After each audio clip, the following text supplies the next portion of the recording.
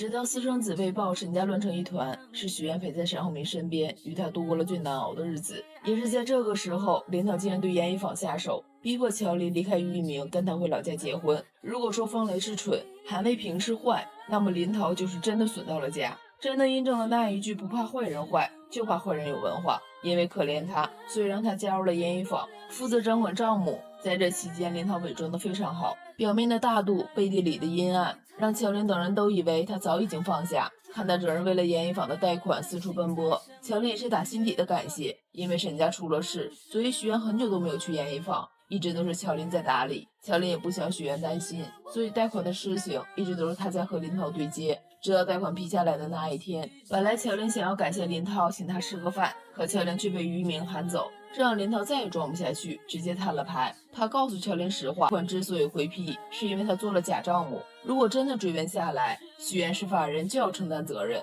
头脑简单的乔林一听许愿会出事，瞬间没了主意，脑子明显就不再够用。林涛告诉他，如果想保许愿安然无恙，让他1周内跟于明分手，跟他回老家小平过日子。没了办法的乔林只能答应。接下来几天，他都躲着于明，不知道怎么面对他。林涛以为胜券在握，告诉老家的父母，这次乔林再回去，势必要像祖宗一样的供起来，别再惹他不愉快。他担心乔林犹豫不决，更是故意出现在于一鸣面前，逼迫乔林提出分手，奸计得逞，让他沾沾自喜。他也知道严一坊还有很多事情需要乔林处理，所以他告诉乔林，订了周六的火车回家领证，只要结了婚，他可以再回来处理这些事情。可乔林问他如何保证他作假的事情不被发现，如何能保证许愿不被牵连。林涛对他的追问起了疑心，这才发现他录了音。林涛删掉了录音记录，却不曾让乔林留了后手，更没想到许愿得知后毫不费劲就反转了局面。林涛的结局太凄惨，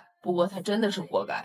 你不要跟我说是巧合，真的是，换作是我也不会相信这么巧合，好吗？他现在肯定误会我是那种耍心机、死缠烂打。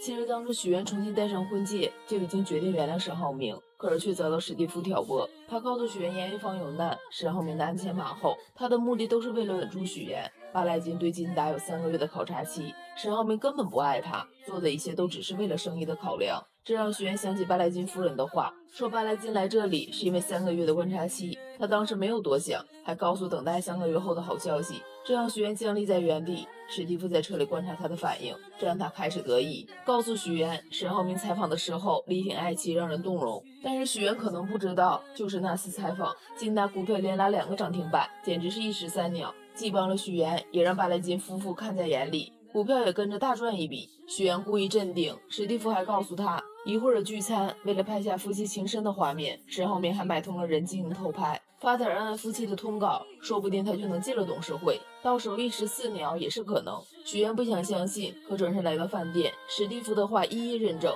的确有人假装客人在偷拍。好不容易派来许愿的沈浩明，却发现许愿变了脸。不过好在现在的沈浩明有了嘴，送走了巴莱金夫妇，他都一一解释了清楚，偷拍的人也抓到删了照片。他告诉许愿这些天他没有在演戏，是真的想挽回。带巴莱金夫妇去他的工作室，他的确有私心，但是想帮他也是真的。可许愿还是很介意他的算计，他总感觉一直没有看清沈浩明到底是什么样的人，不过以后只想做朋友。直到韩卫平曝光沈浩明私生子一事，沈父一时急火攻心，进了抢救室。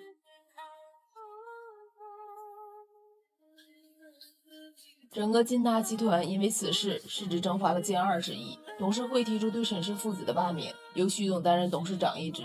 得知真相的沈浩琛绝食，沈父3番2次的抢救，沈家彻底乱成了一团。7日从清水村回来后，和好的2人谁都没有再提离婚的事情，而沈浩明这边有了喜讯，沈浩明终于要进董事会，好几个董事相邀吃饭，可恰巧助理女友闹脾气，由于女友过生日，非让他赶快回家，这给了韩卫平可乘之机。他假意安慰他，让他处理家事。晚上他给沈浩明当司机，助理那是好一阵感谢，却不知道看似的好心，实则是黑心。韩卫平把沈浩明送回家后，看着喝醉的沈浩明，他没有离开，他去了沈浩明的书房。由于史蒂夫告诉他，沈浩明曾经在伦敦给孩子做了亲子鉴定，所以只要找到报告就可以告发沈浩明。可电脑里面一无所获，最后在保险箱里找到了报告，本来密码他根本猜不到，什么生日、手机尾号通通不对。就在万宁聚会的时候，是他结婚纪念日，打开的那一刻，韩卫平还嘲笑他真是个大情种。得到曲总的指使，第二天沈浩辰是沈浩明儿子的新闻就已经铺天盖地。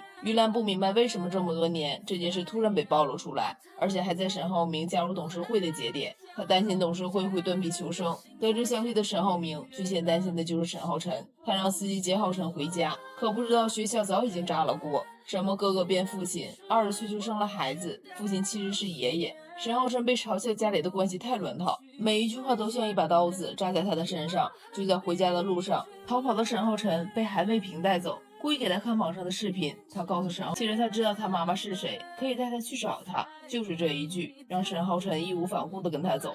许愿看见新闻的时候，第一时间就找了沈浩明。这时候沈浩明也收到了图片，照片是沈浩辰的书包。沈浩明脸色一沉，直接报了警。他在照片中发现建筑垃圾中有着永祥的字样，这让他想到多年前的烂尾楼，告诉警方，他们就赶了过去，顺利找到了沈浩辰，也发现了韩卫平。面对记者的包围，许愿严厉警告大家，不许再打扰他的家人，如果再纠缠伤害未成年，他一定会提起诉讼，绝不留任何的情面。而且他虽然不是沈浩辰的亲生母亲，但是此刻他就是他的母亲，他绝不允许有人伤害他的孩子。这让沈浩明很是感动，这一刻他才觉得不顾一切的追回许愿是他这辈子做的最对的选择。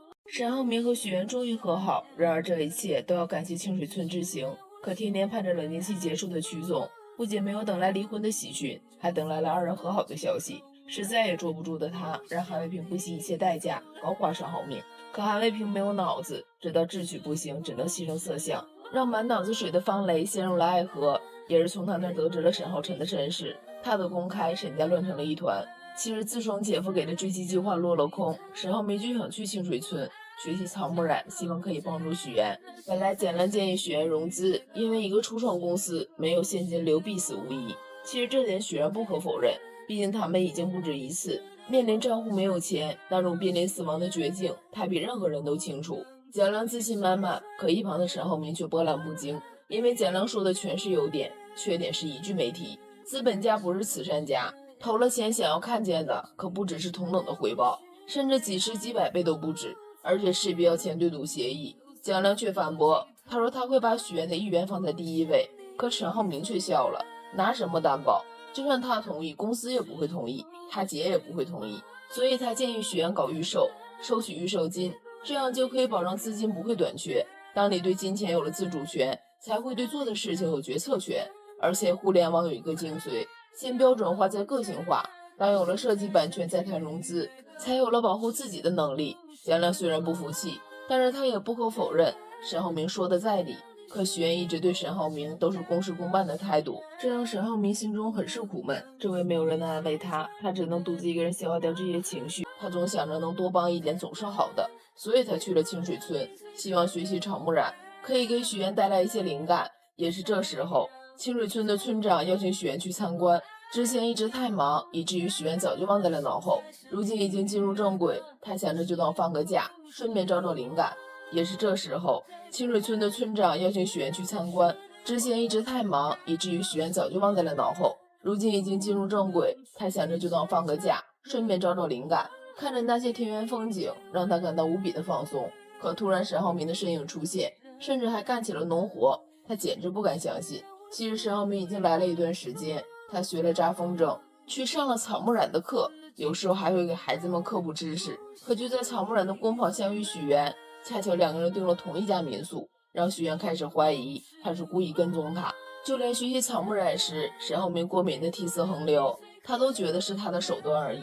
沈浩明知道如何解释，许愿都不会相信。看着许愿不高兴，他真的百口莫辩，声称如果有需要他可以离开。许愿假装不在意，让他不要出现在他面前就好。沈浩明那句委屈的好，许愿并没有听见，转身就跟乔琳开始抱怨，觉得沈浩明阴魂不散。乔琳也故意开骂，说沈浩明就是狗皮膏药，真的让人厌烦。可许愿却觉得倒也不至于。其实乔琳早就知道许愿的心思，这也趁机打开话题。虽然之前带巴拉金夫人去研一坊对他的确有好处，可研一坊也很受益，根本算不上是利用，反倒觉得这是他的智慧。如果一个总裁纯纯的恋爱脑，他相信许愿也不会喜欢。许愿嘲笑姐姐的双标，但也知道是事实。可隔天早上却发现沈浩明已经从隔壁搬走，草木染的课也没有再出现，如今真的不出现在他眼前了，他倒真的开始不高兴了。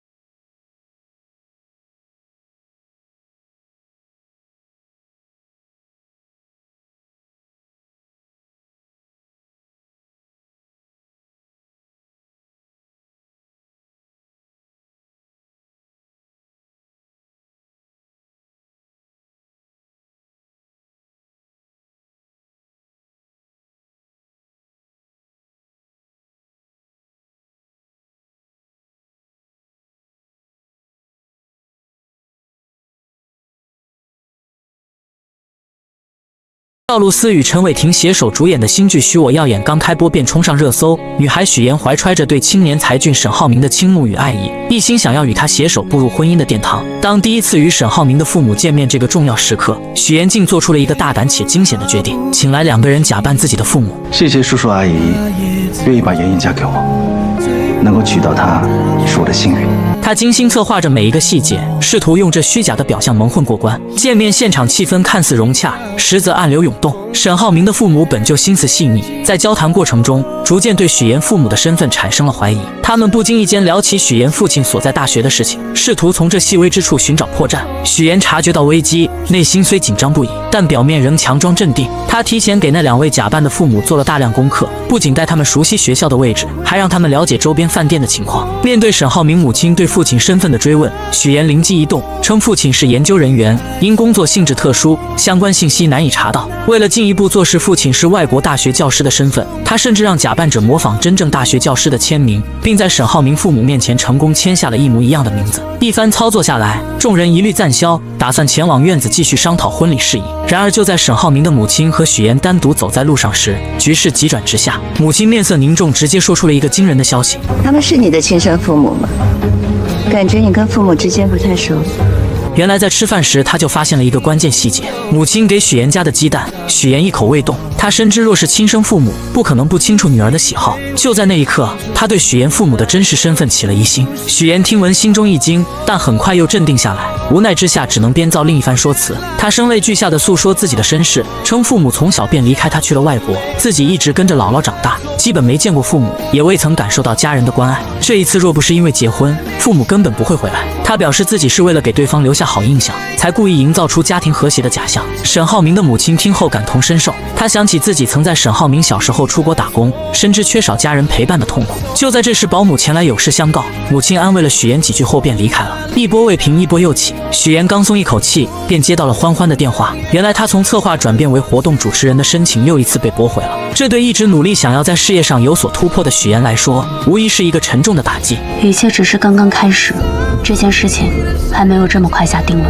到了晚上，许妍带着那2位父母来到酒店，她神色疲惫却仍强打精神，对他们说只要完成婚礼，任务就算完成。安排好父母后，许妍独自走进电梯，狭小的空间里，她终于卸下了伪装。用谎言构建的人生，我拼尽全力将它筑为堡垒，可是在沙滩上，又怎么会有城堡？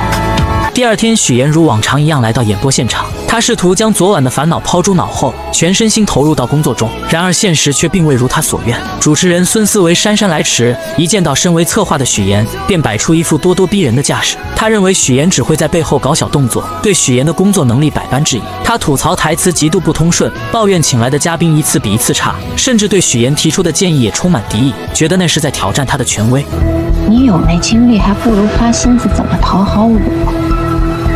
这节目我说了算，我一句话就能滚蛋。许妍站在一旁，默默忍受着这一切。她心中委屈，却又无处诉说。在这个充满竞争与压力的职场环境中，她努力想要证明自己，却总是遭遇各种阻碍。而感情方面，她用谎言编织的爱情之网，也不知何时会突然破裂。赵露思新剧刚一开播，便让人知道了什么才是职场的霸凌。许妍这位怀揣着梦想与热情的职场人，在公司的舞台上奋力拼搏。他答应来了。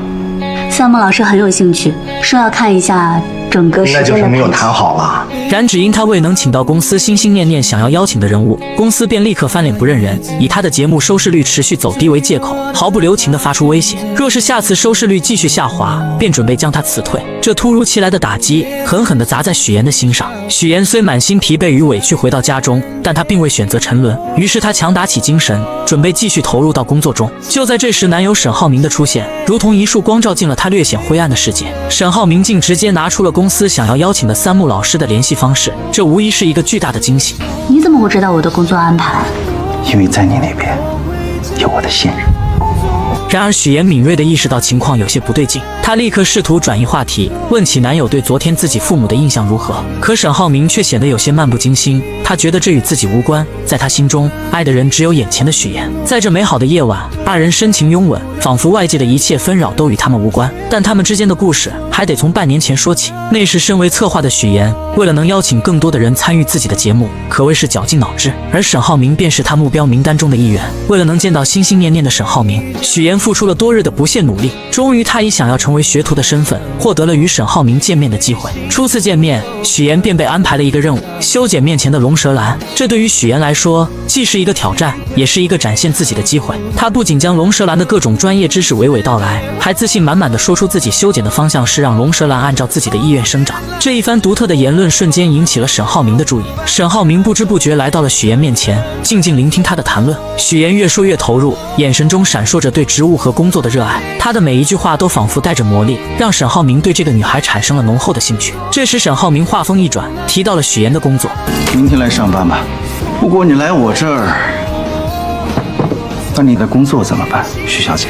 原来他早已暗中调查了许岩的身份，得知许岩为了接近自己，竟学习了如此多的知识。刚刚的一番话更是让他刮目相看。不过沈浩明依旧态度坚决，不想接受任何形式的访问。就在他准备转身离开时，许岩拿出了自己精心准备的礼物——著名的植物学家伊丁老师亲自制作的剪刀。这把剪刀不仅是一件珍贵的工具，更是许岩诚意的象征。沈浩明这才发现，眼前这个女孩真的做足了功课。或许是被许岩的真诚所打动，沈浩明也拿出了一份礼物回赠。许岩满心期待地打开，发现竟是一瓶桂花蜂蜜。本以为这只是个意外的许岩，却从沈浩明的口中听到了关于自己的事情。原来沈浩明关注到了他发在网上的文章，文章中许岩表达了对外婆做的桂花酱的喜爱，于是沈浩明便送上了这瓶桂花蜂蜜。这份细心与体贴让许岩心中涌起一股暖流。第二天，许岩像往常一样来到公司，然而职场的风云变幻从未停歇。刚一坐下，同事便不怀好意地凑了过来，又一次问起了有关沈浩明的事情。许岩此刻还没有任何新的消息，只能无奈地应付着。同事的追问让他有些喘不过气来。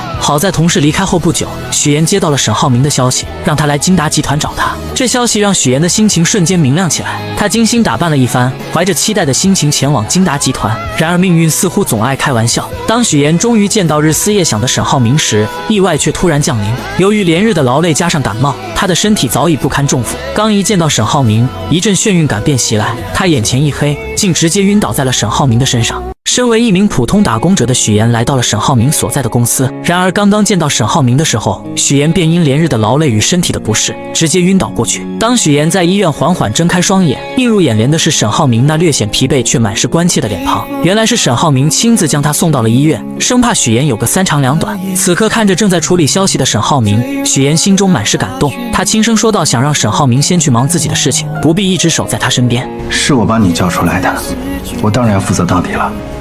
等你退烧了，我还要接受你的采访。随后沈浩明更是贴心地为许岩拿来了水，小心翼翼地将水递到他嘴边。注意到许岩手上的伤口，他也找来创口贴为他贴上。在这温馨的氛围中，二人的关系悄然发生了变化，如同春日里的花朵，逐渐绽放出恋人的芬芳。然而幸福的时光总是短暂的，在职场中遭受过霸凌的许岩，怎么也没想到自己竟会又一次陷入被欺负的境地，而这次施压的竟是男友沈浩明的母亲于阿姨。这一天，许岩出于礼貌来到于阿姨家中拜访，他小心翼翼地为于阿姨倒茶，还贴心地给他的朋友们让座。可于阿姨和他的朋友们却并未领情，不仅没有一句感谢，反而是一顿冷嘲热讽。我们家布丁啊，就是个傻狗，除了长得好看，啥也不是。许岩强忍着心中的委屈，默默承受着这一切。这时佣人前来更换水果和水壶，许岩见状便主动上前帮忙。二人一同来到后厨，佣人看着许岩，忍不住说道：“许岩和其他人不太一样。”许岩微微一愣，佣人接着又说：“头发这么毛躁，和其他人顺滑的头发差远了。”许岩心中一阵酸涩，却只是勉强笑了笑。就在这时，于阿姨突然来到后厨，许岩本以为她会留自己下来吃晚饭，没想到于阿姨却冷冷地说：“去会所把晚上需要的菜拿回来。”说完便又约许岩周六上午二人见面好好聊聊。许岩这才意识到自己与这个家庭之间有着一道难以跨越的鸿沟。回到公司上班的许岩来到主任的办公室，将下一期的策划书交给了他。本想着尽快离开的他，却被主任拦了下来。昨天还嚷嚷着要开除许岩的主任，此刻却换了一副面孔。他一脸诚恳地说自己对他期望很高，让他先做节目策划是为了镀金，为以后当主持人做准备。许岩心中燃起了一丝希望，可主任接下来的话却如同一盆冷水，浇灭了他刚刚燃起的火焰。原来这一次的主持人申请被驳回了。许岩为了这个美食节目付出了太多，她不仅自掏腰包，很多时候还要亲自参与节目的制作，从策划到执行，每一个环节都倾注了她的心血。可如今却换来这样的结果，她愤愤地离开了办公室，心中满是失落与不甘。就在这时，许妍接到了于阿姨打来的电话。吃饭的地点跟时间我都发你手机上。好的。许妍为了能够融入这个圈子，便自己前去花钱做了柔顺，希望以更好的形象出现在于阿姨面前。见面的时候，许妍本想着能和于阿姨好好吃顿饭，可没想到到了地方才发现还要等一个朋友。不一会儿，那位朋友来了，于阿姨便和这位朋友开始高谈阔论起来，从专业的金融知识到跨国生意，他们聊得热火朝天，完全忽略了许妍的存在。好不容易等那位朋友离开了，于阿姨才慢悠悠地说出了自己请许妍来的真实目的。虽然你的形象和学历都很优秀，工作也不错，但是你的家境不太好吧？他认为许妍面对所有的事情都不会生气，一次又一次地探索许妍的底线，觉得许妍过于隐忍，不适合自己的儿子。听到这些话，许妍的心中五味杂陈，她的思绪不由自主地飘回到了小时候。那时候，她因为没有父母在身边，被别人欺负，被骂是没有父母的野孩子。我是野孩子，我有爸爸妈妈，妈妈和外国在很远的地方。他只能默默忍受，把所有的委屈都咽进肚子里。如今面对于阿姨的刁难，他仿佛又回到了那个无助的童年。Syracuse University 是我父母在国外任职的学校，他们从小教育我，无论遇到什么样的环境，教养和风度是基本的礼貌。只是我没有想到，在您看来是胆怯和隐忍。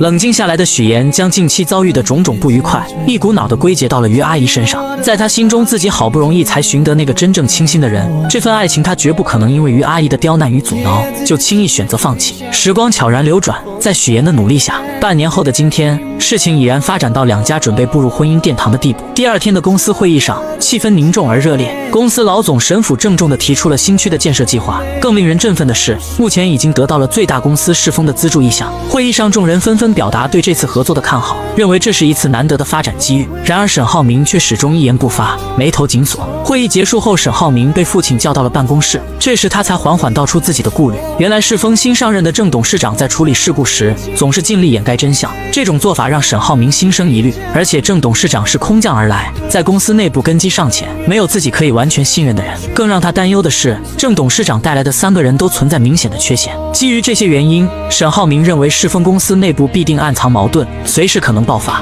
沈父听后沉思片刻，却有着不同的看法。他觉得郑董事长能做到这个位置，绝非等闲之辈，不可能如此简单。建筑行业的水源比想象中要深，其中的复杂关系和利益纠葛不是轻易能看透的。最后，沈父语重心长地让沈浩明这段时间安安稳稳地度过，多去熟悉公司内部的事务，为未来的发展做好准备。另一边，三木老师成功与节目达成了合作，这其中不仅仅是因为沈浩明的牵线搭桥，更是因为许妍的真诚与负责。即便面对身处外国的三木老师，许妍也能做到及时回复消息，这种敬业精神让三木老师十分赞赏。于是二人约定下次和沈浩明一起吃饭。然而就在许妍满心期待的时候，突然接到了于阿姨的电话。喂，于阿姨，现在吗？我还有，没问题。你把地址发给我。电话那头于阿姨的声音不紧不慢，让许妍前往售楼处。许妍心中虽有疑惑，但还是匆匆赶了过去。当她到达售楼处时，才发现原来是于阿姨来为他们挑选结婚用的房子。许妍心中一紧，她知道于阿姨又准备开始测试她了。于阿姨看着许妍，嘴角微微上扬，带着一丝不易察觉的挑衅，让身为建筑世家出身的许妍给出选房建议。许妍强装镇定，装作仔细查看房子的样子，心里却早就乱成麻绳了。她深知自己的每一个建议都可能被于阿姨挑出毛病，成为攻击自己的把柄。就在事情即将被揭露，许妍感到无比窘迫的时候，沈浩明如同一束温暖的光出现在了她的身边。沈浩明轻轻握住许妍的手，给她一个安心的眼神，然后巧妙地化解了这场尴尬。如果没什么事，我跟我女朋友约会去了啊。随后二人来到沈浩明的职务室内，这里绿意盎然，沈浩明亲自为许妍做套口。在温馨的氛围中，他向许妍说起自己喜欢龙舌兰的原因。在他眼中，龙舌兰有着顽强的生命力，它积蓄力量，一生只爆发一次，这种美好让他深深着迷。说着，沈浩明拿出了自己精心准备的手表送给许妍。他提到许妍为了争取成为主持人，付出了无数的努力，而此时的主持人却经常去自己妈妈那里告状，试图阻止许妍的发展。许妍听着沈浩明的话，心中五味杂陈，既有对未来的憧憬，也有对眼前困难的担忧。但在这短暂的时光里，二人在职务室内享受着这份宁静与美好。第二天，许妍带着一条奢侈品的围巾，满心欢喜地前去送给婆婆于阿姨。他以为这份精心挑选的礼物能够得到于阿姨的认可，拉近彼此的距离。然而现实却再次给了他沉重的一击。于阿姨看着围巾，脸上没有一丝喜悦。虽然围巾的品质很好，但款式却根本不符合他的喜好。许妍看着于阿姨冷漠的表情，心中一阵失落。他这才深刻地意识到，要真正融入这个圈子，成为其中一员，是何等的艰难。为了能尽快融入那个看似光鲜却难以接近的富婆圈子，许妍绞尽脑汁，最终把目光投向了家中的女佣。她觉得从女佣这里或许能打开一条融入圈子的捷径。许妍拉着女佣一同前往超市，在超市的货架间穿梭时，女佣像是打开了话匣子，不经意间说起曾经沈浩明也带过一个女朋友回家。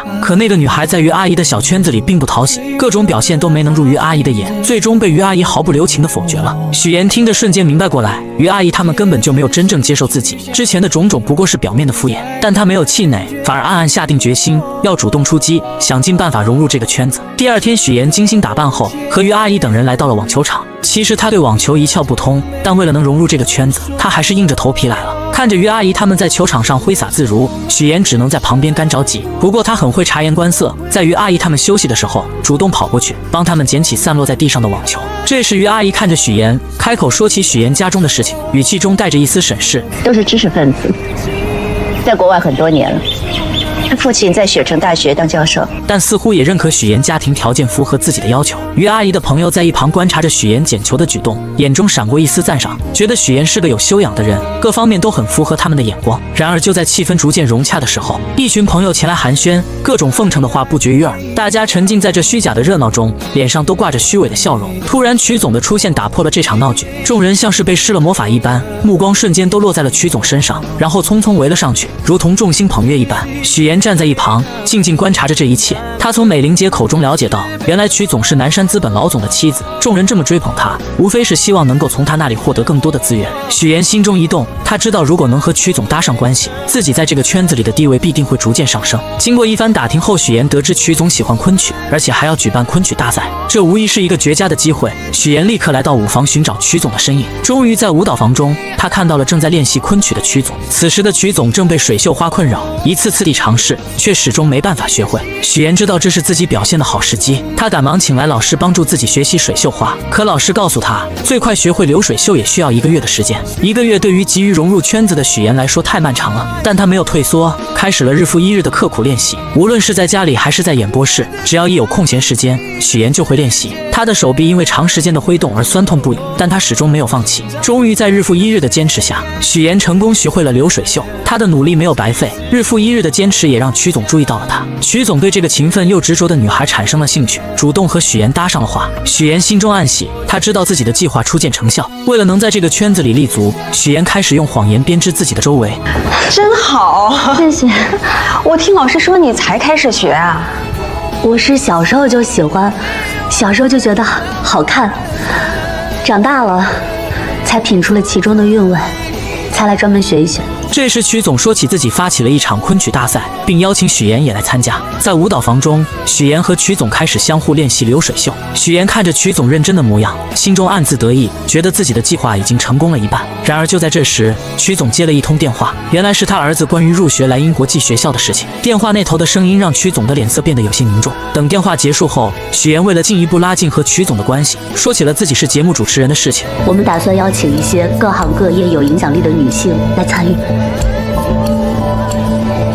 抱歉，我还有别的事儿，先走了。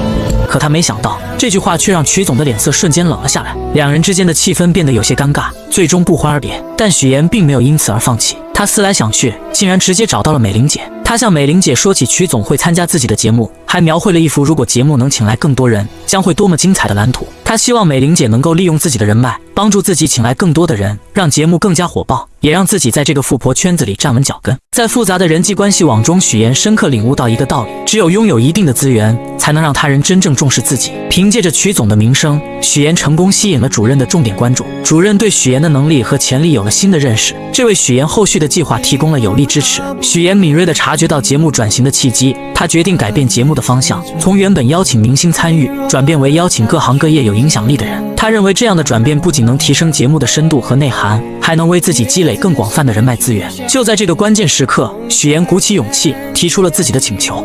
我转主持人的申请，麻烦您再提交一次。我给你这个机会，放手做去吧。为了确保计划顺利实施，许妍早早地来到舞蹈房等待曲总。她深知曲总一开始并不想参加节目，但他早有准备。当他拿出精心准备的嘉宾名单时，曲总才恍然大悟，原来许妍举办的这次节目是专门为他量身打造的。名单中不仅有莱茵国际学校的校董，还有其他各行各业的精英人士。许妍心里清楚，对于这些富婆来说，结识有影响力的人并不难，但通过节目自然而然地成为朋友，建立起深厚的情谊，才是对他们百利而无一害的事情。许妍趁热打铁，进一步阐述自己的计划。他表示会为曲总准备专门的昆曲展示节目，借助节目的影响力，将昆曲这一传统文化艺术更好地宣传出去。同时，他还主动提出可以亲自为曲总主持这次昆曲节目，展现自己的专业能力和诚意。这一系列精心设计的条件，终于打动了曲总。曲总权衡利弊后，决定参加这次活动。活动当天，现场气氛热烈非凡。许妍凭借出色的主持能力，将整个活动流程安排得井井有条。节目大获成功，不仅赢得了观众的阵阵掌声，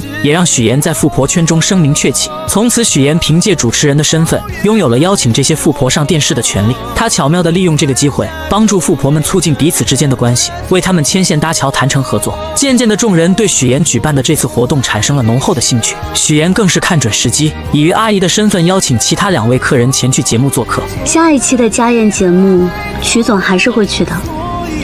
不知道马阿姨、孟阿姨有没有时间？于阿姨说了，特意为2位留了名额。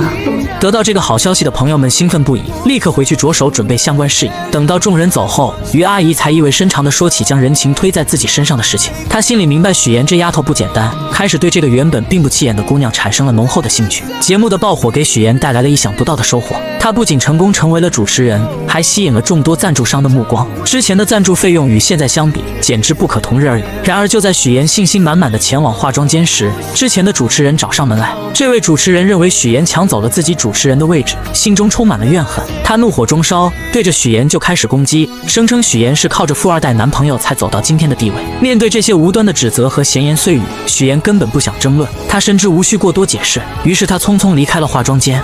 他刚进来的时候，我明明记得说他家里只有一个姥姥。什么时候父母在国外了，还成高知家庭了？回到演播室后，许妍迅速处理好所有的事情，她调整好自己的状态，准备回家好好休息一下。然而当她路过电视时，意外地看见电视上正在播放新闻主持人的画面。从小就被新闻主持人吸引的她，在这一刻仿佛回到了童年，心中涌起一股熟悉而又温暖的感觉。她呆呆地站在电视前，眼神中透露出对新闻主持行业的向往和憧憬。直到男友前来打断她的思绪，准备带她回家，她才缓缓回过神来。第二天，在家中的众人一起看着电视中播出的新闻，原本大家都沉浸在新闻内容中，突然电视中的一个人引起了许妍的注意。你是山西人是吗？推动城市建设，提升道路狭窄，对，基础设施。那个大云县你去过没有？不仅拓宽了街道，还设置了无障碍通道，并在整个商区的建筑外。我姥姥就是大云县云来村的。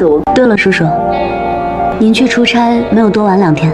没有，我就是过去捡了个彩，来去匆匆嘛。许妍正沉浸在电视节目中，眼神漫不经心地扫过屏幕，突然一个熟悉的身影映入眼帘，父亲出现在了电视画面里。那一刻，紧张感瞬间从他内心深处传来，心脏不受控制的剧烈跳动。他心里清楚自己一直隐藏的秘密，极有可能在这一刻被无情揭穿。与此同时，在遥远的山西，许妍的真父母正经营着一家小小的理发店。此时，父亲正一边熟练地为顾客烫着头发，一边和顾客闲聊。他脸上带着几分感慨，说起家中的情况。小女儿不在身边，平日里连个消息都很少，还是大女儿贴心，一直留在自己身边陪着。而且大女儿也快结婚了，女婿在银行工作，有着一份体面的职业。然而他们不知道的是，此时他们口中的大女儿乔琳正在经历一场噩梦。乔琳遭受了别人的咸猪手，在愤怒和反抗之下，一番激烈的闹腾后，她和对方一同进了局子，直到男友匆匆赶来，才将乔琳从局子里接了出来。男友的父母得知此事后，顿时火冒三丈，他们觉得儿媳给自己丢了脸，在亲戚朋友面前抬不起头来。儿子见状，赶紧拿出了这次准备婚礼的各项费用清单，还说明份子钱会上交给父亲。可当话题转到酒桌安排时，母亲却不乐意了。她认为只摆20桌实在太少，根本不够气派。但儿子无奈地解释，银行有规定，员工不能参加20桌以上的宴席。母亲听后立刻将矛头指向了乔琳，阴阳怪气地说她败坏了自家的名声，很可能会影响儿子的工作。在这巨大的压力之下，乔琳感到无比委屈和绝望。我算好了，还剩下17866，应该够咱们俩度蜜月的了。你自己度去吧。回到自己家中，乔林思来想去决定联系上妹妹许妍。为了不让爸妈怀疑自己悔婚离开家中的事情，他编造了一个理由，打算以单位组织学习的名号去荆州出差。他心想，这样既能离开那个让他压抑的家，又能和妹妹见面，或许还能从妹妹那里得到一些安慰和支持。果然，第一次来到荆州的乔林，看着眼前繁华的公司大楼，心中充满了期待。他本想着给妹妹许妍一个惊喜，于是没有提前告知，就来到了许妍工作的地方。然而万万没想到，当许妍看到突然出现的姐姐时，脸上并没有惊喜，反而是一脸的惶恐。许妍心里清楚，自己一直隐藏的身份就像一层薄纱，随时可能被姐姐的出现捅破。她担心一旦身份暴露，自己现在拥有的一切都会化为泡影。于是二人决定先前往许妍家中休息一下。然而就在这个时候，沈浩明突然前来。沈浩明是许妍身边的富二代，他的出现让许妍更加紧张。为了不暴露自己的身份，许妍急中生智：“这位是……我是王表姐，他来找我。”他让沈浩明暂时离开，然后带着所谓的表姐乔林先找个酒店住下。来到酒店后，乔林越想越生气，他觉得许妍自从搭上了富二代，就忘记了自己家人的身份，变得如此陌生和冷漠。他忍不住对着许妍发起了脾气，指责她忘本。而许妍始终认为自己和爸妈没有任何关系，在他心里，那个家给他带来的只有痛苦和伤害。他冷冷地看着姐姐，随后便准备离开。在离开的时候，他还特意强调自己不姓乔，而是姓许，仿佛这样就能彻底和那个家划清界限。我姓许，许妍。然而看着姐姐独自一人在这个陌生的大城市里，他还是有些担心。犹豫再三，他选择了转账1万给乔林，希望姐姐能在这个城市里过得稍微好一些。回家的路上，许妍的思绪飘回到了小时候，那时候的她瘦小又怯弱，经常被一群孩子欺负。就在她感到绝望的时候，是乔林挺身而出，像一位勇敢的骑士一样保护着她。那一刻，乔林的身影在许妍心中无比高大，也让她第一次感受到了亲情的温暖。而此时在另一个地方，外婆正在和许妍的父母激烈的争吵着。原来许妍的父母为了能够生下一个男孩，结果把自己的身子弄坏了。更不幸的是，出生的许妍也因此患上了先天性心脏病。此次父母二人前来，是为了让许妍回去上小学。小小的许妍回到家中后，表现得异常懂事。咱们洗澡睡觉啊，走，妈带你洗澡去。妈妈，我会洗澡。成，咱们明天自个儿洗。那这样，把脏衣服脱下来，妈妈给你洗好吗？妈妈，会洗衣服。母亲如往常一样出门买菜，然而在离开的时候，她竟忘记关上煤气。这个小小的疏忽即将引发一场巨大的灾难。家中的2个女儿乔林和许妍还沉浸在自己的世界里，丝毫没有察觉到危险正悄然逼近。煤气的味道在空气中无声无息地弥漫开来。等到父亲回到家中，刚一打开门，一股刺鼻的气味便扑面而来。他瞬间意识到不对劲，他来不及多想，迅速冲进厨房关上煤气，然后手忙脚乱地打开窗户。此时他看到了昏迷在沙发上的大女儿乔林，没有丝毫犹豫，他一把抱起乔林就往屋外跑去。而就在他慌乱地安置好乔林，也就在这个时候，母亲买菜回来了。母亲这才如梦初醒，惊恐地意识到房间里还有一个小女儿许妍。然而区别对待的阴影并未就此消散。在医院里，父母的所有注意力都集中在乔林身上，他们围在乔林的病床前，眼神中满是担忧和关切，轻声细语地询问着她的状况，仿佛乔林是他们的全部。而许妍就躺在旁边的病床上，无人问津。她的生日，这个对于很多人来说重要的日子，父母也能轻易忘记。许妍静静地看着这一切，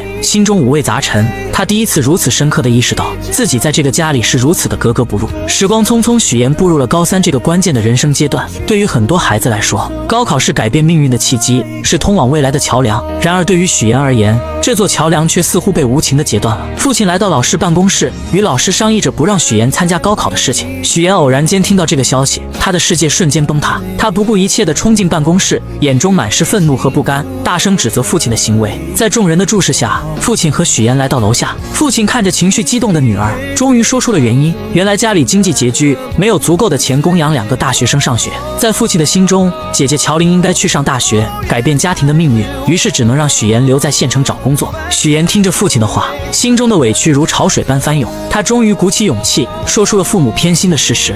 为什么你们从小到大都有这么偏心啊？为什么好的都要给乔林？我难道不是你们亲生的吗？他声泪俱下地诉说着这些年来自己所遭受的不公平对待，每一个字都饱含着他的痛苦和无奈。然而父亲却依然固执地认为自己只要将女儿抚养长大就已经尽到了责任。他看着女儿倔强的样子，心中的怒火也渐渐升腾起来。在情绪的冲动下，他忍不住扇了许妍一巴掌。这一巴掌狠狠地击在了许妍的心上，也彻底断绝了2人之间的父女情分。许妍哭着一路狂奔，回到了外婆的家中。外婆看到许妍满脸的泪水和红肿肿的脸颊，心疼不已，紧紧地将她抱住，给了她一个温暖而安全的港湾。许妍一路回想着以前发生的种种事情，那些被偏爱的瞬间。就在这时，沈浩明的电话打了过来。电话那头，沈浩明的声音带着一丝神秘，邀请许妍来自己的工作室。许妍怀着好奇的心情来到了工作室。工作室里，一株已经有16年的龙舌兰吸引了许妍的目光。沈浩明告诉许妍，他觉得今晚很可能是这株龙舌兰开花的时刻。许妍静静地凝视着这株龙舌兰，心中涌起一股莫名的共鸣。龙舌兰一辈子都在默默地汲取养分，它扎根于土壤，努力生长，就是为了能在最后的时刻开出一朵绚烂的花。这境地让许妍不禁想起了自己的处境，她觉得自己和这株龙舌兰何其相似。此时的许妍又想到，龙舌兰开花是为了将自己花粉散去，遇到另一株龙舌兰，进而孵化出更多的生命。这是一种生命的传递，他们知道这会导致自己生命的消亡，但是为了以后的未来，他们毅然决然地决定献出生命。许妍看着沈浩明，心中涌起一股坚定的力量。他和沈浩明就如同这两株龙舌兰一样，如果他们相爱，那么无论付出什么代价，无论面临多少困难和挑战，他们都会坚定地在一起。仔细想一想，我就是有一点点后悔，后悔下个月才结婚，应该早一点把你娶回来。那个表姐之前没有听你提过，我们的婚礼要不要邀请她？是远房亲戚，本来也不太熟，还是算了吧。让人万万没想到，许妍为了在即将到来的婚礼中隐藏自己的真实身份，竟狠下心将情同手足的姐姐乔琳说成是远房亲戚，还以各种理由认为婚礼不必邀请她前来。此时的远房亲戚正身处一间狭小且简陋的出租屋内，不仅将豪华的酒店给退了，还将许妍给的钱给退了。给个台阶还不下了，臭妹妹，臭许妍，当没你这个妹妹。然而就在乔琳独自在出租屋内时，手机突然收到一条信息，竟是她的前男友发来的。原来前男友这次是因为父母的事情，想要向乔琳道歉，并且请求她能够回到自己身边。可乔琳早已看清了这个渣男的真面目，面对他的请求，只冷冷地在手机上回复了一个滚字。可这渣男并不死心，为了请求乔琳的原谅，他竟来到了那间他们曾经熟悉的理发店。乔琳的父母满心欢喜，还满心期待着能和这位曾经的女婿一起喝酒聊聊天。然而渣男却带来了一个让他们震惊的消息：乔琳已经离开了。我们俩分手了。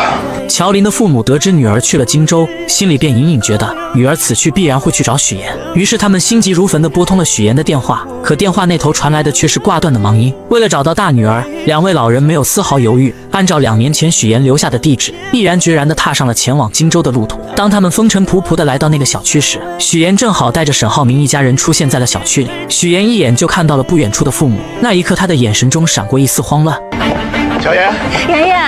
而就在这时，真正的两家人就这样毫无预兆地见面了。许妍精心编织的所有谎言，在这一瞬间如同泡沫一般被无情地戳破。沈浩明一家人得知了事情的真相后，脸上满是愤怒与失望。他们认为许妍是为了骗婚才做出这一系列的事情，于是纷纷开始责怪许妍的所作所为，指责声如同潮水一般向许妍涌来，让她有些招架不住。就在许妍感到绝望的时候，于阿姨轻轻地将她唤醒。原来刚刚所发生的一切都不过是许妍自己想象出来的场景罢了。就在这时，沈浩明突然说道：下午3点3叔的飞机就要到了。众人无奈之下，只能暂时放弃做客，选择去接机。在送别沈浩明一家人后，许妍的爸妈也发现了他，随后他们也来到了这个充满故事的地方。于是真假父母在此刻戏剧性的相见了。假父母看到情况不妙，连忙解释自己是婚庆公司的人，然后便匆匆离开了此处。真父母看着即将结婚的许妍，内心开始慌张起来。他们不明白女儿为什么要隐瞒这么多事情，而此时的许妍却冷冷地说出自己不打算邀请父母前来参加自己的婚礼。这句话如同利刃一般刺痛了父母的心。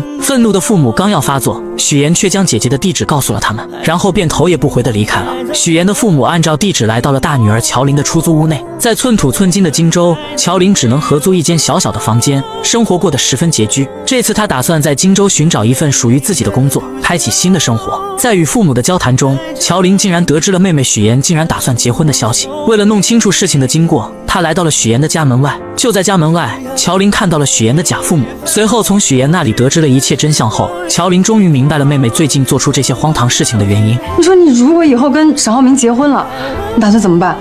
继续骗他一辈子。原来许岩一直渴望嫁入沈家，为了达到这个目的，他不惜编织一个又一个谎言，甚至伤害到了身边最亲近的人。然而许岩却觉得以后的事情可以以后再慢慢解决。在他看来，为了能够嫁入沈家，自己只能做出这些看似过分的事情。此时的许岩眼中闪烁着一种坚定的光芒，他终于说出了自己内心深处的想法。当他第一次看见沈浩明的时候，仿佛自己的世界才真正出现了光明。沈浩明是他见过唯一一个对他负责的人，在他心中，沈浩明就是那个能带他走出困境、走向幸福的人。为了这份所谓的幸福，他愿意付出一切代价。这场由谎言引发的婚礼风波究竟会如何收场，一切都还是未知数，如同那迷雾中的道路，让人看不清前方的方向。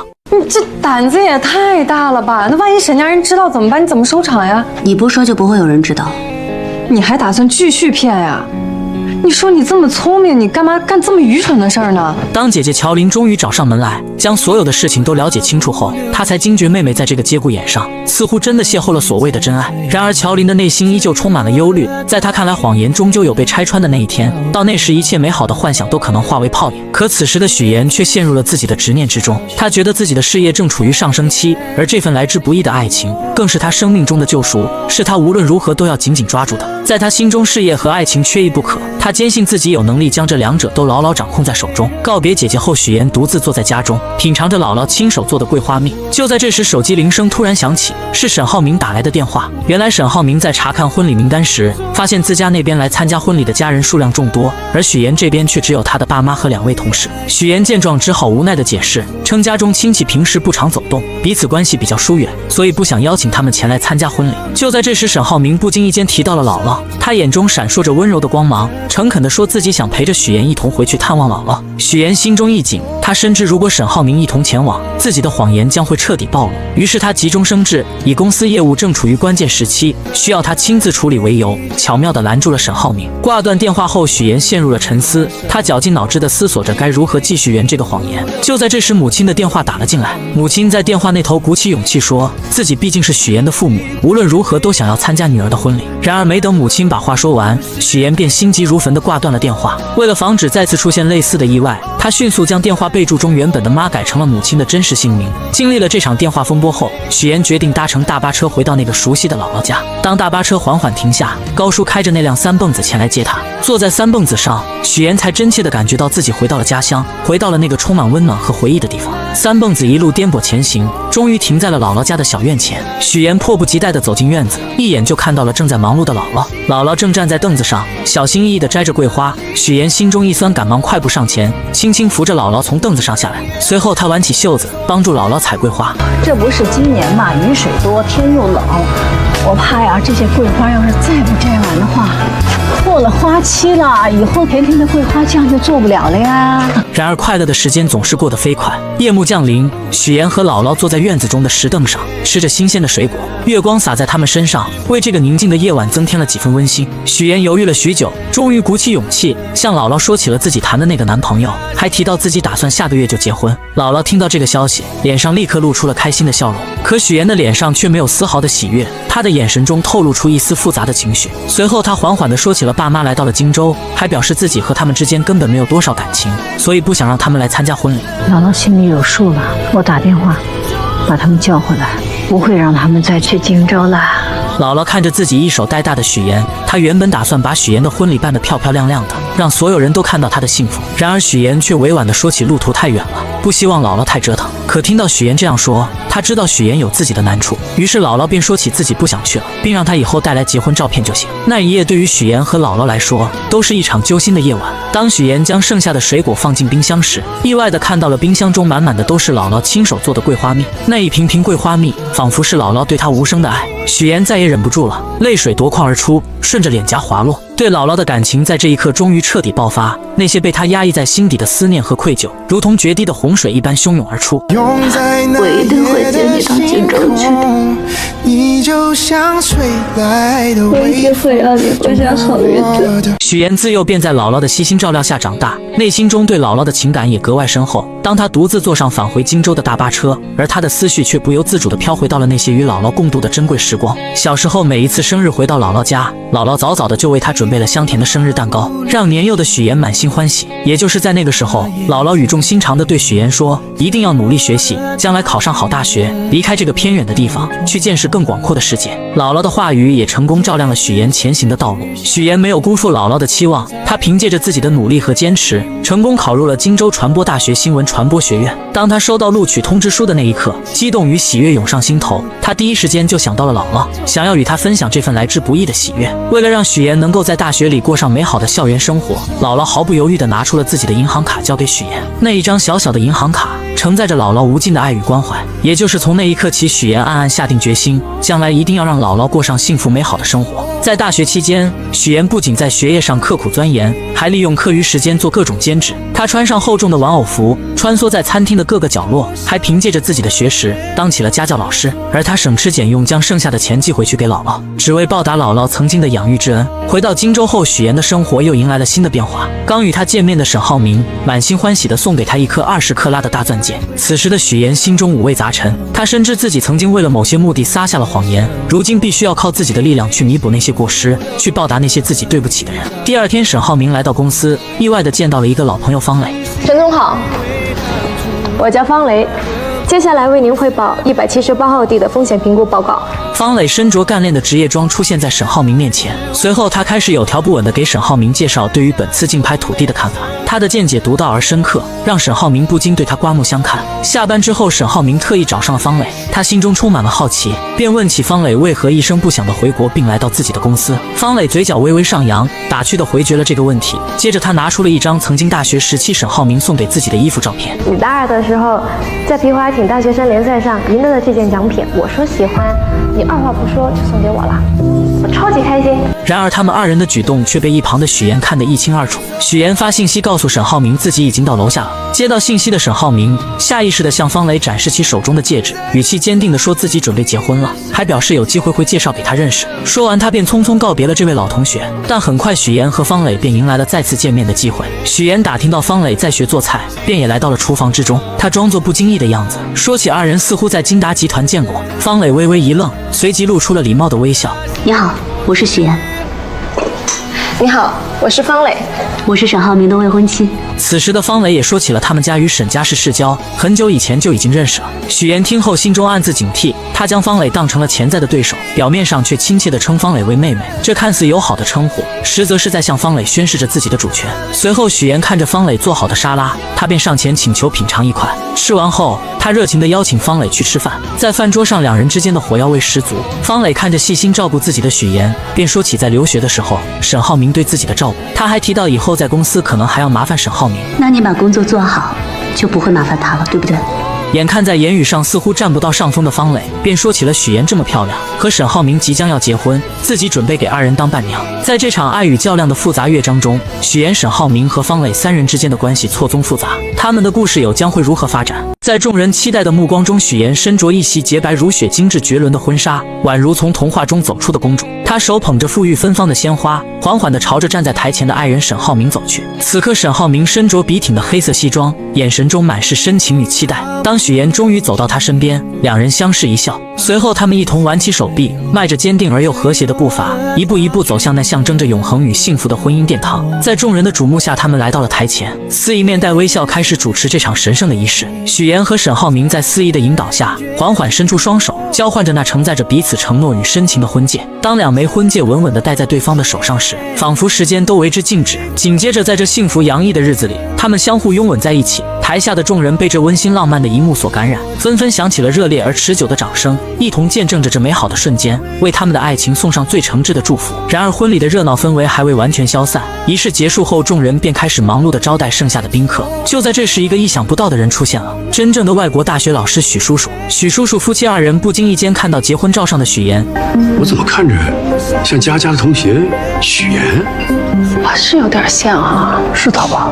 许叔叔随后来到许岩面前，许岩看到他的那一刻，内心犹如翻江倒海一般慌张起来。他最担心的事情似乎要发生了，他害怕许叔叔的前来会无情地揭穿他父母的真实身份。毕竟这场婚礼上他所呈现的父母形象都是精心伪造的。于是他强装镇定，试探性地问起许叔叔本次回国的原因。当得知许叔叔要多留在国内几天时，他他的心瞬间提到了嗓子眼，仿佛一场暴风雨即将来临。就在他们交谈的时候，沈浩明恰巧来到了这里。在众人的热情邀请和一番介绍之下，许叔叔成功被邀请前去一同参加宴会。此时的许岩内心之中变得极度不安起来，就连在给宾客们敬酒的时候，他的眼光还是不断偷偷看向一旁的许叔叔，生怕他会突然说出什么不该说的话。然而怕什么来什么，就在这个时候，许叔叔竟然和贾父母之间碰面，并开始交谈起来。许先生，您在国外是从事建筑研究？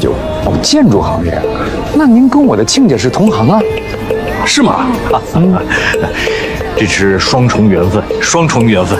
许岩看到这一幕，只觉得脑袋嗡的一声，他感觉事情开始走向了一个极其危险的方向，自己精心编织的谎言即将被无情的戳穿。也就在这个时候，沈浩明看出了许岩似乎有心事一般，眼神中满是关切，他轻声让许岩前去照顾爸妈。许岩听到这话，急忙出现，巧妙地缓解了即将要露出马脚的谎言。随后为了彻底消除这个隐患，许岩灵机一动，提议让众人一起合一张照片。随后他示意贾母动手，自己则假装要去叫沈浩明匆匆离开。随着贾母故意推倒贾父的胳膊，红酒瞬间洒在了许叔叔的身上。许叔叔微微一愣，随即笑着说出自住在楼上，自己去换套衣服就行了。这场危机也终于暂时被缓解了。许岩长舒了一口气，但心中的不安却并未完全消散。另一边，沈浩明带着方磊向一众朋友们介绍，说这是他的妹妹，法律系毕业，如今还单身。方磊本就气质出众，再加上这番介绍，很快便吸引了很多人的注意，很多人纷纷主动加上他的微信。等到忙完一切的沈浩明回到房间中准备休息的时候，手机突然震动了一下，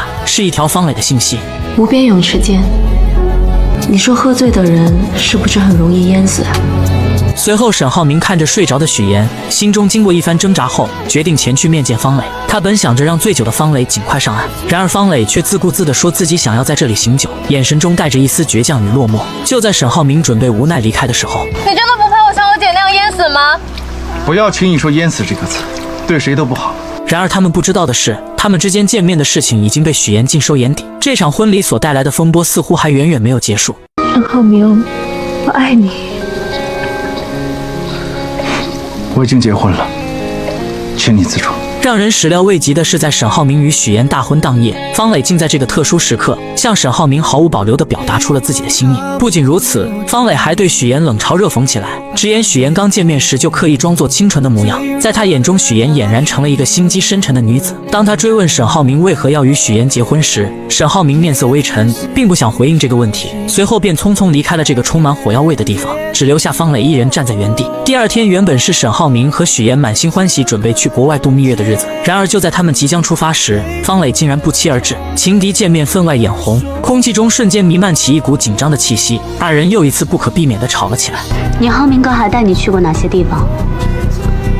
麻烦你都整理好发给我。但令人意外的是，这小插曲并没有给许岩带来过多的困扰。在异国他乡，他尽情地享受着这段美好的时光，与沈浩明一起漫步在浪漫的街头，欣赏着别样的风景，脸上洋溢着幸福的笑容。回来后，他们惊喜地发现方磊此刻也与上一次在婚礼上认识的男生走到了一起。看到这一幕，沈浩明和许岩相视一笑，仿佛之前的那些不愉快都已烟消云散。随后，沈浩明便准备和许岩一起回家看姥姥，他们的心中都充满了对姥姥的思念与期待。看到沈浩明和许岩相思夜想的姥姥，三人相见，内心的喜悦之情溢于言表。姥姥脸上洋溢着慈祥的笑容，热情地招呼着他们，随后便开始忙碌地准备为沈浩明做一顿丰盛的饭菜。然而就在沈浩明和姥姥谈起许岩家庭情况的时候，许岩突然带着结婚照出现在此，打断了他们之间的对话。许岩的眼神中带着一丝紧张与期待，他拉着沈浩明一起去将结婚照挂起来。等到晚上的时候，为了防止姥姥在不经意间说出一些不该说的话，许岩便打算和姥姥睡在一起。然而就在即将要睡觉的时候，姥姥缓缓开口说起了一件事。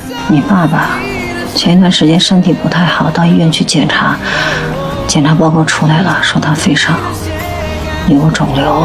虽然幸运的是肿瘤是良性的，但医生叮嘱以后不能再操劳了。第二天姥姥刚出门就发现了已经早早起来的沈浩明，二人便决定一起前去买菜，一路上有说有笑。此时的沈浩明说起可以接姥姥前去荆州居住，这样能更好的照顾她。然而姥姥和大多数老年人一样，不愿意去大城市生活，她觉得乡下才是自己的根，有着熟悉的一切。随后姥姥说起许岩是从小跟着自己长大的，让沈浩明以后一定要照顾好许岩，眼神中满是嘱托与期待。另一边，许岩始终放心不下父亲的情况，他深知父亲独自生活的不易，于是便将一份信送到父亲门前。父亲打开信后，才发现里面是许岩的银行卡，里面的钱治病了。立马乔林生日。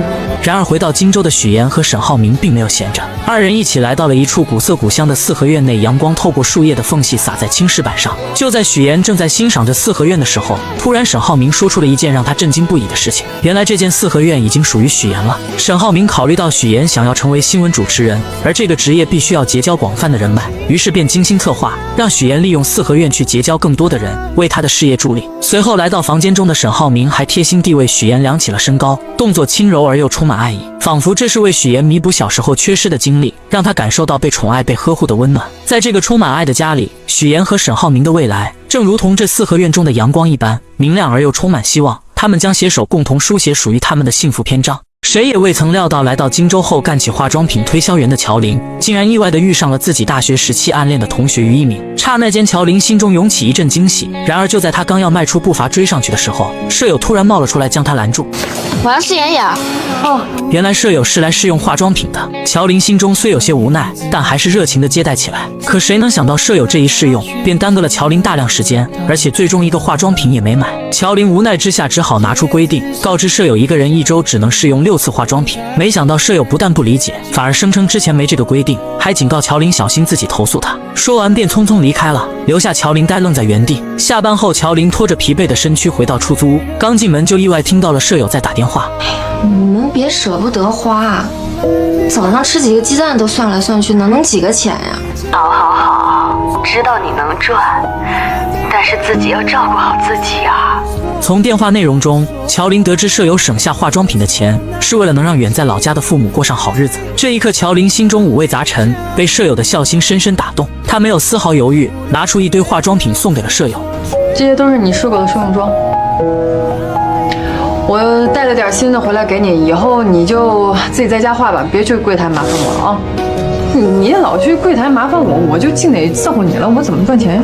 舍友收到化妆品后，或许也觉得过意不去，便搬来一箱牛奶作为感谢。这份朴实的情谊让出租屋里的氛围多了几分温暖。可命运似乎并未打算就此放过乔林。第二天在库房搬运物品时，意外突然降临，经理接了个电话的间隙，乔林的手臂不慎被上方掉落的货物砸到，钻心的疼痛袭来，但乔林咬着牙还想坚持继续工作。好心的经理见状赶忙劝说他去医院，于是在舍友的陪同下，二人匆匆赶往医院。来到医院后，乔林独自走进门诊室，医生一番熟练的操作后，成功将乔林的手臂复位，并给他戴上了手臂吊带。你还真是一点没变啊。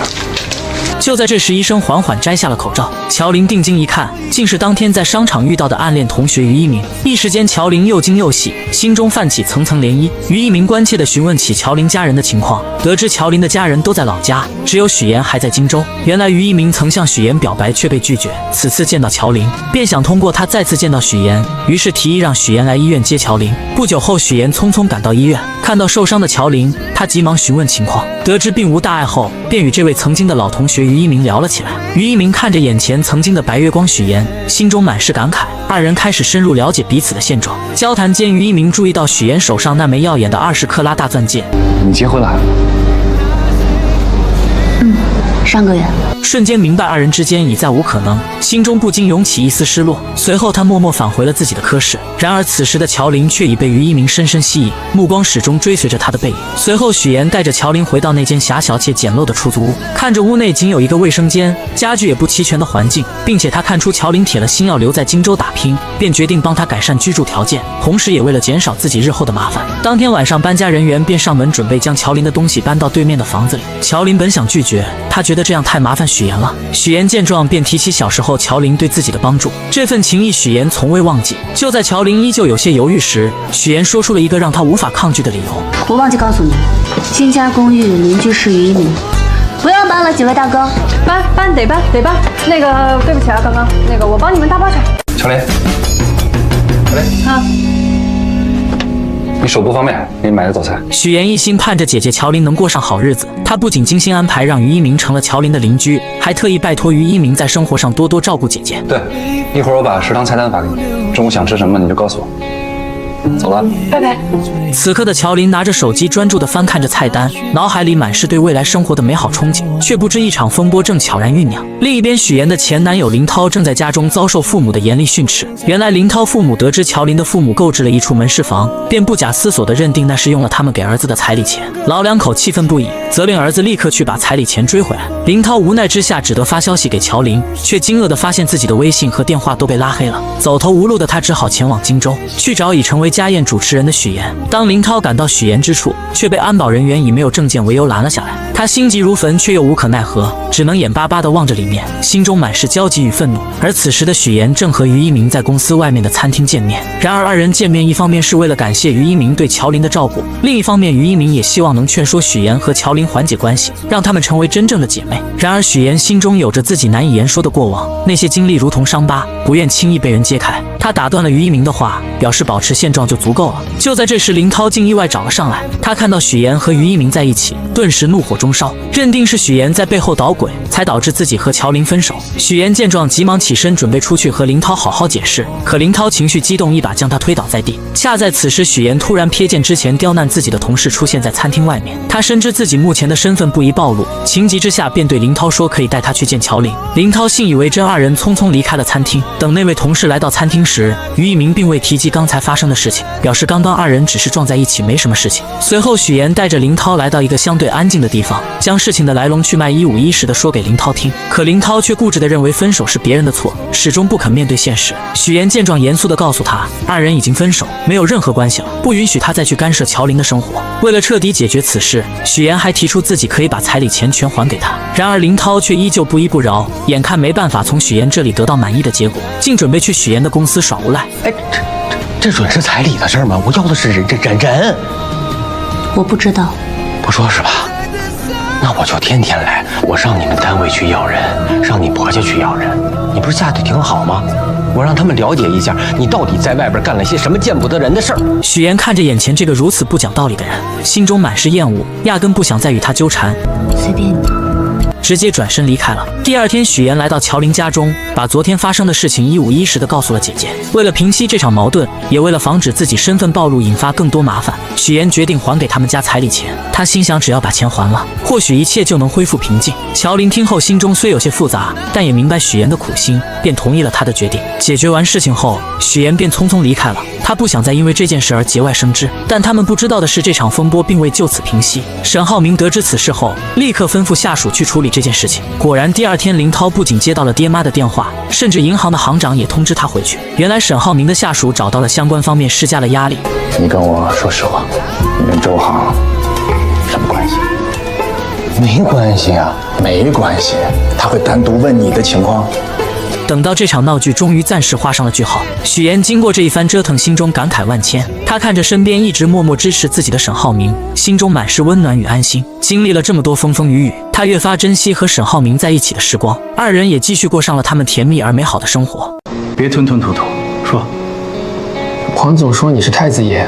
令人始料未及的是，沈浩明志在必得的18号地项目竟横生波折。对方公司黄总听闻沈浩明是太子爷，并不想与他过快的签订合同。沈浩明面对这突如其来的状况，虽心中恼怒，却也无可奈何。无奈之下，他只能暂时按照原计划继续推进相关工作。回到家中，妈妈看着沈浩明疲惫又烦闷的神情，心疼不已，便劝说他刚进公司，很多事情处理起来难免棘手，有些难题还是先让你爸爸去解决为好。毕竟面对新人，合作时难免会有所顾虑。沈浩明听着妈妈的话，心中五味杂陈。他知道妈妈是为他好，但自己内心的那股倔强和想要证明自己的决心，让他一时难以接受这样的安排。就在这个时候，许妍敏锐地察觉到了沈浩明此刻的烦闷与苦恼，他看在眼里，疼在心里，决定要为沈浩明做些什么。到了晚上，许妍轻轻拉着沈浩明的手，二人一同来到了泳池旁边的台阶旁。许妍从女佣那里打听到，台阶上有一处沈浩明小时候做的石雕。原来小时候这处台阶缺失了一角，父亲本想着找人修补，却被年幼的沈浩明拦了下来。沈浩明凭借着自己稚嫩却充满创意的想法，亲手制作出了这个石雕。此刻在柔和的月光下，许妍看着石雕上面有一只小熊和一扇窗户，她意识到这只小熊就如同小时候的沈浩明，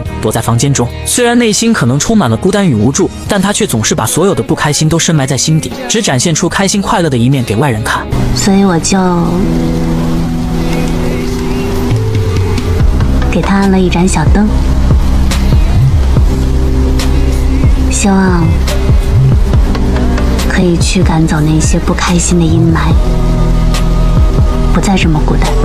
也就在这个时候，许妍希望沈浩明能明白，真正的伴侣不仅能看到他的光芒，更能与他一同分担生活中的风雨。终于，浩明被许妍的真诚和温暖所打动，那道一直紧闭的内心防线渐渐有了松动的迹象。他轻轻将许妍拥入怀中，二人在这静谧的夜晚紧紧相依。为了帮助沈浩明解决18号地项目的难题，许妍开始四处奔走，积极打听对方公司黄总的消息。经过一番不懈的努力和多方打听，他终于得知黄总为人十分古怪。原来黄总的老婆曾经身患重病，黄总不顾一切地放下所有的工作和生活，全心全意地陪着老婆四处看病。然而尽管他付出了所有的努力，倾尽了所有的心血，最终还是没能保住老婆的生命。这件事对黄总的打击极大，将他原本平静的生活彻底打乱。此后他的许多行为都变得十分奇怪。如今他在世上唯一的亲人，就只剩下在养老院的岳母于淑芬。于是一个计划在许妍的脑海中逐渐成型。第二天，许妍以捐款的名义精心准备后，成功来到了养老院。在与工作人员一番客套的交流后，他便怀着忐忑又期待的心情，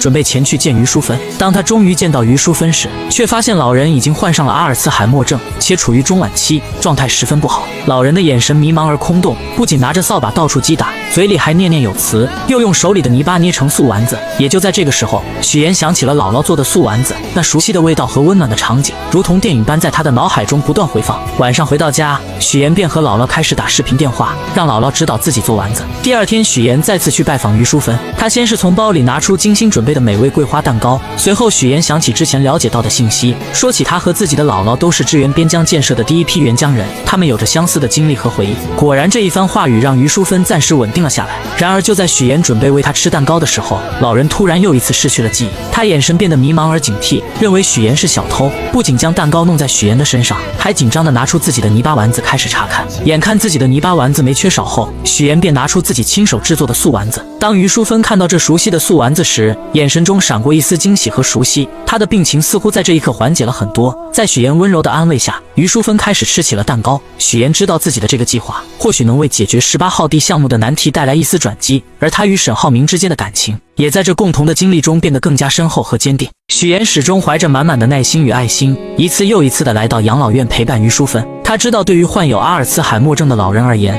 陪伴与关怀是治疗病情的良药。许妍日复一日来到养老院，陪于淑芬坐在电视机前，和她一起看着那些充满生活气息的电视节目。锻炼时间到了，许妍会和于淑芬一起做操。到了吃药的时间，许妍更是格外用心，想方设法看着老人把药吃下去。终于在许妍日复一日的悉心照料下，奇迹终于出现了。于淑芬的病情有了明显的好转，她那原本混沌的眼神中渐渐有了清晰的光彩，甚至还能清晰地认出这个一直陪伴在她身边的女孩。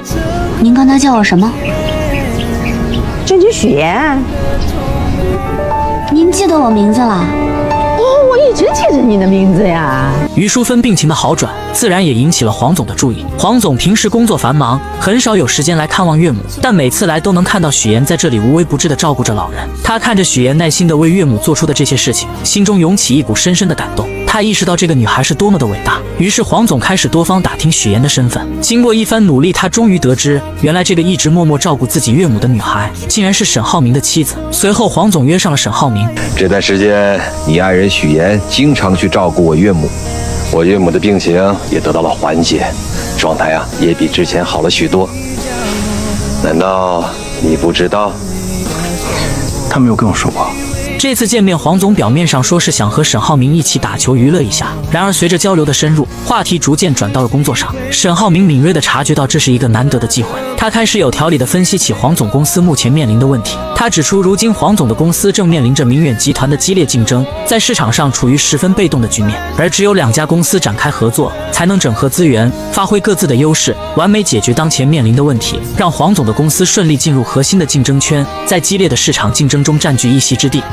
打完球一起吃个饭，到时候详聊。然而就在沈浩明和黄总为了合作事宜积极沟通的时候，一场意想不到的风波正悄然袭来。和许妍处处作对的孙思维对许妍充满了嫉妒和敌意。这天，他从同事这里突然看到一则新闻，新闻上报道了一名女子利用假身份，请演员先后和3个男人举办婚礼，从中骗取了巨额彩礼。这则新闻瞬间吸引了孙思维的注意力。就在他仔细看新闻图片的时候，突然觉得图片上的演员有些眼熟，他的脑海中立刻浮现出之前不久许妍结婚的场景。当时许妍在整个公司只邀请了主任和一位闺蜜参加婚礼，这让孙思维一直心存疑虑。此刻这个念头如同野草一般在他心中疯长起来。于是孙思维来到主任的办公室，他手里拿着一盒茶叶，脸上堆满了虚伪的笑容，说是来给主任送茶叶的，实际上想要得到主任手机中的照片。他装作不经意的和主任聊起天，然后表示自己想要看看许妍婚礼的布置，说是想为自己以后结婚做打算。主任没有多想，便把手机递给了他。孙思维接过手机，装作认真查看的样子，实际上却在悄悄地将照片传到自己手机上。得到照片后，他迫不及待地开始对比刚刚看到的新闻。果然，他发现照片上的两个人竟然出奇的相像。此刻许妍的父亲是演员的事情暴露无遗，孙思维觉得这是一个绝佳的机会，他立刻找到了自己多年来一直联系的狗仔，在狗仔的指引下，成功找到了许妍的假父亲。孙思维和狗仔气势汹汹地来到假父亲面前，准备拉着他上车，想从他口中套出更多关于许妍的秘密。然而这位假父亲显然不愿意配合，他皱着眉头，一脸不悦地表明自己根本不认识许妍，还强调自己压根都不姓许。他试图挣脱孙思维和狗仔的拉扯。你别着急，我现在不需要你承认什么。我们既然能找到你呢，肯定就不是毫无根据的喽。合作一下吧。自从许妍假父亲的身份被死对头孙思维知晓后，公司里的氛围便悄然发生了变化。第二天，孙思维一踏入公司，那阴阳怪气的姿态便展露无遗。他刻意找到许妍，说起听闻许妍打算报名财经主持人，他也决定要参与其中，并且不屑于使用那些常规稿子，打算凭借样片将许妍彻底击败。许妍听着孙思维这番夹枪带棒的话语，心中虽有波澜，但并未过多表露。终于选拔的日子来临，许妍身着简约而得体的职业装，步伐坚定地走上舞台。他站在聚光灯下，眼神中透露出自信与从容，凭借着扎实的专业知识和出色的主持能力，成功让在场的评委全都折服了。明眼人都能看出，此次财经主持人的位置非许妍莫属。众人看着许妍在舞台上的精彩表现，都觉得胜利已然属于她。同时有人开始讨论着等结束后要提前开启庆功宴。然而就在这个看似圆满的时刻，主任和孙思维匆匆赶到了这里。孙思维的脸上带着一丝不易察觉的狡黠，他向主任示意后，主任说到新闻样片那边人手不足，希望许妍能够前去帮忙。许妍一听，心中顿时涌起一股不情愿，他刚想开口拒绝，可主任却一脸严肃地强调同事之间帮助是正常的。许妍无奈只好跟着他们前往节目现场。当许妍来到节目现场时，眼前的画面让他瞬间愣住了。屏幕上正播放着请演员骗婚的新闻，而更让他意想不到的是，孙思维竟然将他的假父亲也请到了台上。许妍的心猛地一紧，周围的空气都变得凝重起来。